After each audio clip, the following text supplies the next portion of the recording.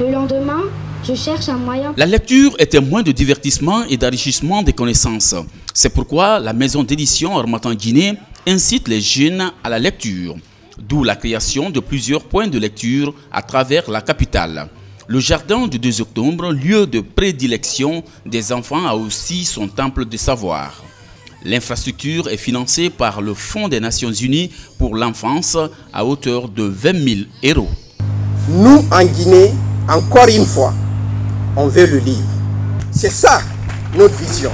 Mais on ne peut pas s'autoproclamer capitale africaine du livre.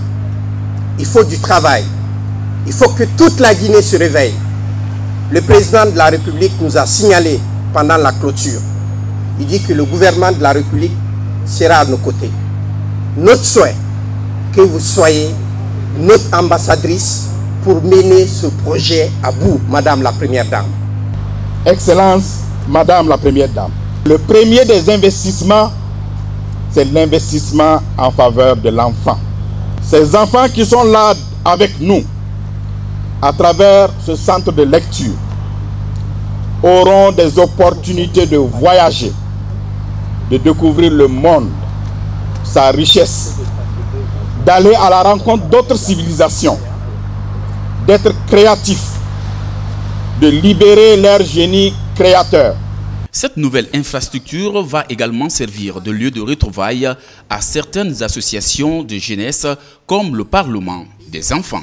Le Parlement des enfants de Guinée, dans sa dynamique de plaidoyer auprès de gouvernements et des partenaires au développement, suscitera plus d'engagement pour la démultiplication de ces points de lecture à travers les différentes régions de notre pays, afin que les populations à tout endroit puissent y accéder. Je voudrais saisir cette opportunité pour remercier les promoteurs de Conakry, capitale mondiale du livre, pour les résultats obtenus au cours de la période dédiée à l'événement, mais aussi solliciter que ces lieux servent de point de rencontre et de travail pour le Parlement des enfants de Guinée.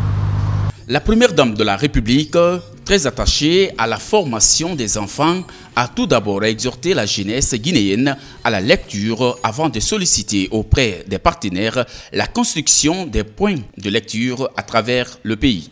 Je suis très contente que ce genre de maison soit reproduit à travers Conakry parce que tout le monde ne peut pas venir jusqu'au jardin.